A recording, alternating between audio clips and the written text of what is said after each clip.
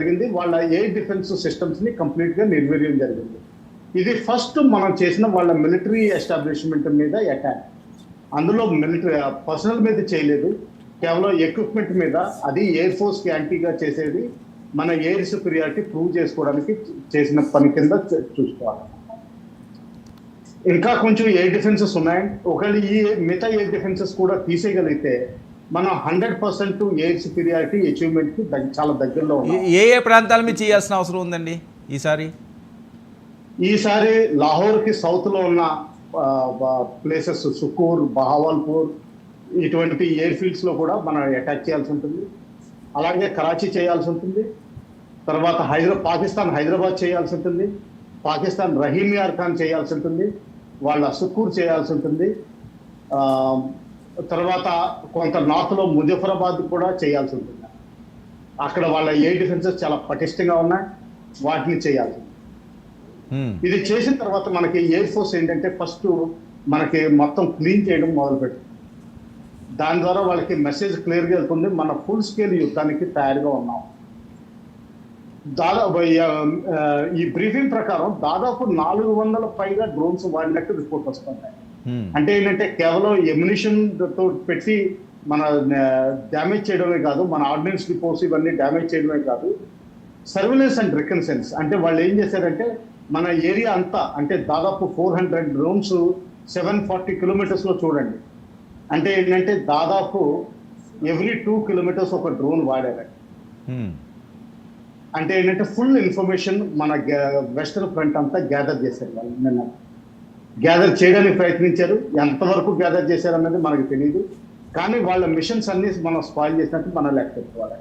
దీనిలో ఇంకోటి పైకి వచ్చిందంటే ఏంటంటే మన ఎయిర్ డిఫెన్స్ సిస్టమ్స్ ఎంత ఎఫెక్టివ్గా ఉన్నాయంటే వాళ్ళు ఏమీ చేయలేకపోతున్నారు. అన్ని ఫుల్లీ ఇంటగ్రేటెడ్, బాగుందండి. ఇది మన ఇండియన్ ఆర్మీకి మొరాల్ బూస్టర్. చెప్పండి. ఓకే సార్, ఈరోజు రాత్రి కూడా మళ్ళీ ఇలాంటి కవ్వింపు చర్యలు చేయడం కానీ దుస్సాహసం కానీ చేసే పరిస్థితి అయితే కనిపిస్తున్నదా పాక్లోని? ఇంకా తోక ముడిచినట్టేనా? కనిపిస్తోందండి. ఎందుకంటే చెనాబ్ రివర్ వాటర్స్ రిలీజ్ చేసినట్టు ఈరోజు కొన్ని మీడియా వార్తలు వచ్చినాయి. ఆ చెనాబ్ రివర్ వాటర్స్ రిలీజ్ చేయడంలో ఒకటి ఉందని, ఈ మన జమ్మూ కాశ్మీర్, జమ్మూ పక్కన చూస్తే మీరు దాదాపు కొంచెం యూ షేప్ వస్తుందండి బోర్డర్. ఆ ఏరియాలో ఉన్న ఏరియా అంతా ఫ్లడ్ అయ్యే అవకాశం ఉంది. ఇదేంటంటే పాకిస్తాన్ నుంచి మనకి ఏమన్నా ప్రీఎంప్ట్ చేసి ఇక్కడ జమ్మూను పట్టుకోవాలి అంటే, నిన్న అటాక్ జరిగిన ప్లేసులు కూడా చూస్తే ఏంటంటే జమ్మూ మధ్యన పఠాన్కోట్, అమృత్సర్ మధ్యలో ఉన్న ఏరియాస్ని చిన్న అంటే ఎవ్రీ 5-10 కిలోమీటర్స్ వాళ్ళు డీప్ సర్వేలెన్స్ చేశారు. అలాగే టెర్రరిస్టుని ఇన్ఫిల్ట్రేట్ చేయాలని చూశారు. వాళ్ళ 7 మంది ఎల్ఈటీ వాళ్ళని బిఎస్ఎఫ్ వాళ్ళు చంపడం జరిగింది. అంటే ఏంటంటే మనం ఏమని అర్థం చేసుకోవాలంటే వాళ్ళు అటాక్ చేయడానికి ఈ ఏరియాలో తయారుగా ఉన్నారు, అందుకనే ఇక్కడ ఎక్కువ ఇంట్రెస్ట్ చూపిస్తున్నారు. ఈ ఫ్లడ్డింగ్ ఏంటంటే దాన్ని నెగేట్ చేసేసింది. అది మనం గమనించాల్సిన విషయం.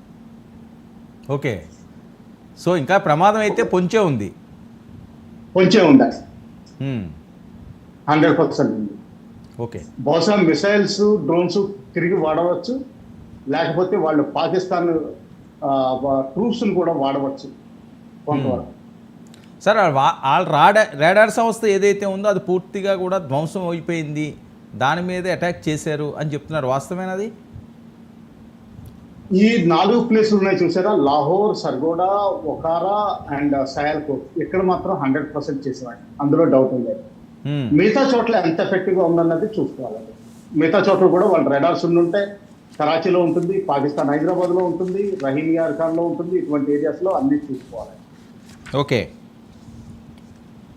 సో అమెరికా చైనా వైఖరిని ఏ రకంగా చూడాలి రావు గారు?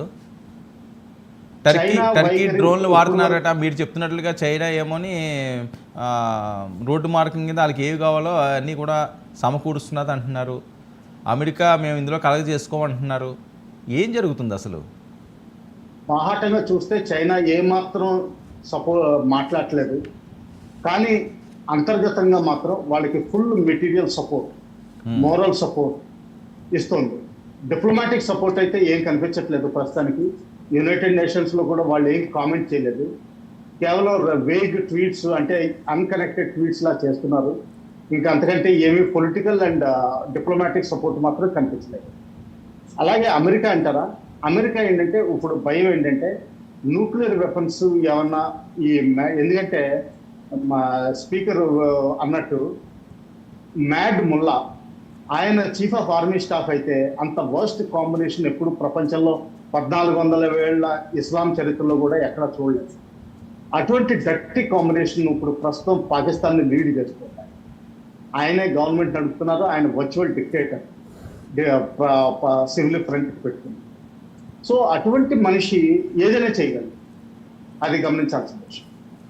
చెప్పండి. రైట్ పద్మ గారు, ఇదండి పరిస్థితి. ఇంకా డేంజర్ బర్డ్స్ మోగుతూనే ఉన్నాయి. అంత ఈజీ కాదు. చైనా తన బుద్ధి చూపిస్తుంది అని